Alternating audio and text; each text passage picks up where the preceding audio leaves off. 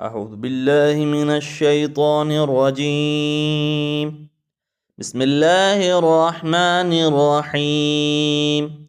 سبح اسم ربك الأعلى الذي خلق فسوى والذي قدر فهدى والذي أخرج المرعى فجعله غثاء أحوى سنقرئك فلا تنسى إلا ما شاء الله إنه يعلم الجهر وما يخفى ونيسرك لليسرى فذكر إن نفعت الذكرى سيذكر من يخشى ويتجنبها الأشقى الذي يصلى النار الكبرى ثم لا يموت فيها ولا يحيا قد أفلح من تزكى